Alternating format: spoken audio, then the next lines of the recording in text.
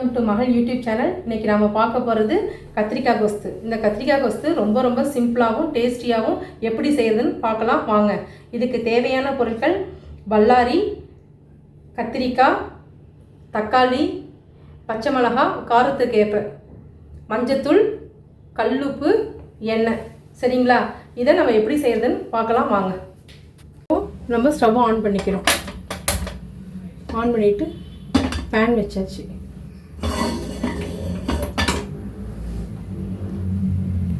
இப்போது பேன் வச்சாச்சு. இது இப்போ சூடு வந்துருச்சு. இப்போ அதில் நம்ம எண்ணெய் விடணும்.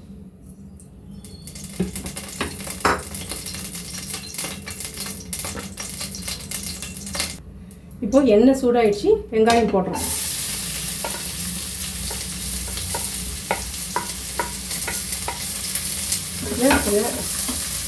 வதக்கிடலாம். இந்த வெங்காயம் வதக்கும் போதே நம்ம லைட்டாக கல்லுப்பு போட்டுக்கிட்டா அது சீக்கிரம் வந்து நமக்கு வெந்துடும்.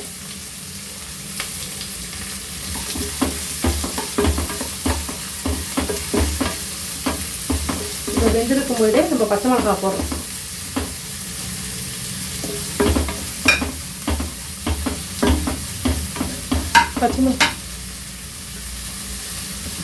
வெங்காயம் போட்டு பச்சை மிளகாய் போட்டு மஞ்சத்தூள் போட்டாச்சு, உப்பும் சேர்த்தாச்சு. இப்போது நம்ம கத்திரிக்காயை போடுறோம்.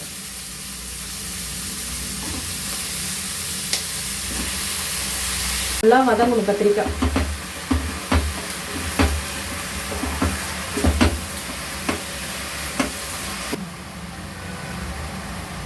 இப்போ 10 மினிட்ஸ் நல்லா வதங்கிடுச்சு கத்திரிக்காய். இப்போ நம்ம நெக்ஸ்ட் வந்து தக்காளி ஆட் பண்ணுறோம். இது நல்லா ஒரு 5 மினிட்ஸ் வந்து நல்லா எல்லாமே வதங்கி நல்லா இருக்கும். இப்போது எக்ஸ்ட்ரா இருக்கிற உப்பையும் நம்ம சேர்த்துட்டு அதுக்கப்புறம் சப்போஸ் குறைஞ்சிதுன்னா நம்ம இன்னும் கொஞ்சம் ஆட் பண்ணிக்கலாம். உப்பு, சால்ட்டு, கல்லுப்பு வேணால் ஆட் பண்ணிக்கலாம். இப்போது இது கொஞ்சம் வதங்கிறதுக்காக நம்ம சும்மா லைட்டாக மூடி வைக்கிறோம். விசில் போட ப்ரெஷர் கொடுக்க வேண்டாம். சும்மா இது பண்ணி வைக்கிறோம், க்ளோஸ் பண்ணி வைக்கிறோம். இப்போது நமக்கு நல்லா வெந்திருக்கு. இப்போது சரிங்களா? இப்போ இதை நல்லா நம்ம இன்னொரு தடவை ஃப்ரை பண்ணிவிட்டு ப்ரெஷர் கொடுக்கறதுக்காக நம்ம கொஞ்சம் தண்ணி ஆட் பண்ணிக்கலாம்.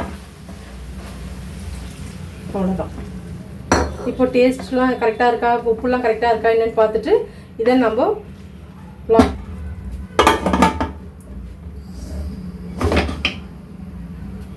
இப்போ 2 விசில் விடுறதுக்காக நம்ம வெயிட் பால் போட்டாச்சு. இப்போது நம்ம அந்த இதை வேக வச்சாச்சு. அது நல்லா வெந்த உடனே அதுக்கு அடுத்த ஸ்டெப் என்ன செய்யணும்னா இந்த பொடி போடணும். இந்த கத்திரிக்காய் கோஸ்துக்கு மெயின் இன்க்ரீடியன்ஸே வந்து இந்த பொடி தான். சரிங்களா? இது வந்து என்னுடைய ஸ்டைலில் நான் அரைச்சிருக்கிறேன். இந்த பொடியை போட்டுட்டு இதை வந்து நல்லா ஒரு 5 மினிட்ஸ் இல்லை 10 மினிட்ஸ் வந்து நல்லா கிளறி விடணும். எல்லாம் அதை போட்டுட்டு உப்புலாம் எல்லாம் கரெக்டாக இருக்கான்னு பார்த்துக்கணும். ப்ரெஷர் அடங்கிடுச்சு. நம்ம எடுத்துடலாம்.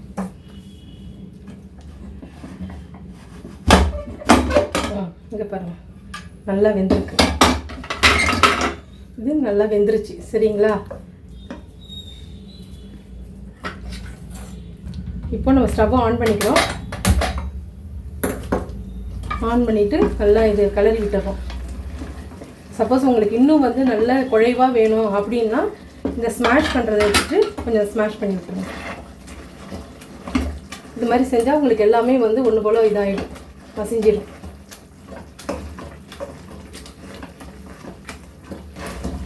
இந்த மாதிரி நல்லா ஸ்மாஷ் பண்ணிவிடுங்க. அப்போ நல்லாயிருக்கும் சாப்பிட்றதுக்கு. அவ்வளோதான்.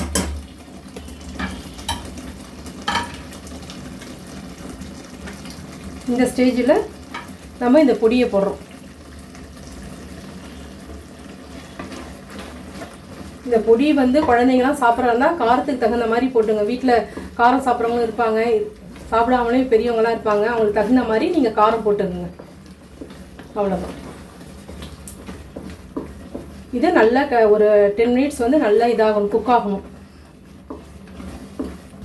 இப்போது கட்டி வெல்லத்தை வந்து அதில் போட்டுருங்க. அதுதான் டேஸ்ட் கொடுக்கும். அதை போட்டு நல்லா கொஞ்சம் கிளறி விட்டுருங்க.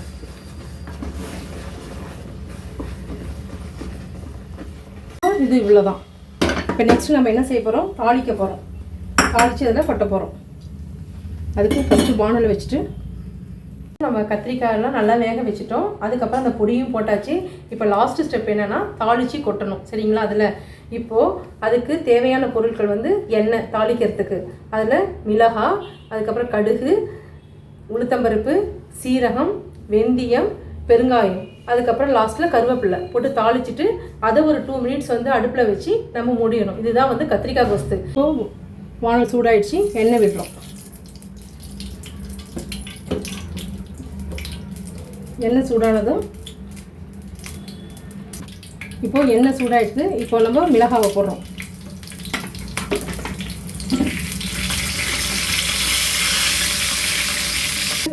இப்போ கடுகு போடுறோம். நெக்ஸ்ட்டு உளுத்தம்பருப்பு, நெக்ஸ்ட்டு சீரகம்,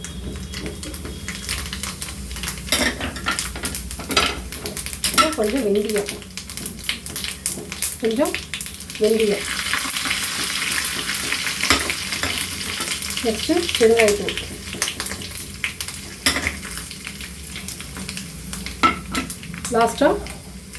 லாஸ்ட்டாக கருவேப்பிலை போடுறோம். இப்போது இது தாளிச்சாச்சு. இப்போது மறுபடியும் இந்த குக்கரை வச்சுட்டு இது மேலே அப்படியே விடுறோம்.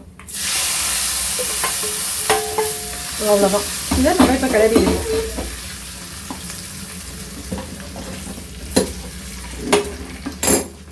அவ்வளோதான். இப்போ ரெடி ஆயிடுச்சு தான் கத்திரிக்காய் கோஸ்து. நம்ம அடுத்தது இதுக்கு கத்திரிக்காய்க்காக மெயின் டிஷ் வந்து நம்ம இட்லி செஞ்சுக்கலாம்.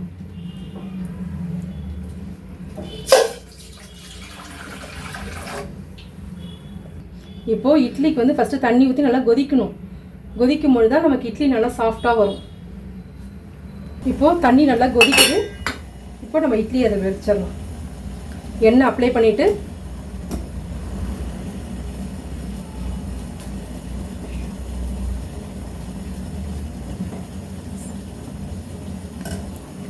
இதை உள்ள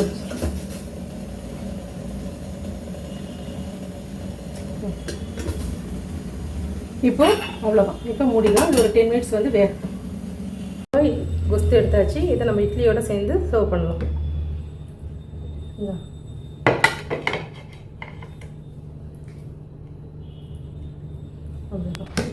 இது இப்போ இட்லி கோஸ்து ரெடி ஆயிடுச்சு. இதில் வந்து நீங்கள் கொஞ்சம் நல்லெண்ணெய் விட்டு கூட சாப்பிட்டுக்கலாம், அந்த காரம் இல்லாமல் இருக்கிறதுக்கு. இந்த ரெசிபி பிடிச்சிருந்தா லைக் பண்ணுங்கள், ஷேர் பண்ணுங்கள், சப்ஸ்கிரைப் பண்ணுங்கள். தேங்க்யூ.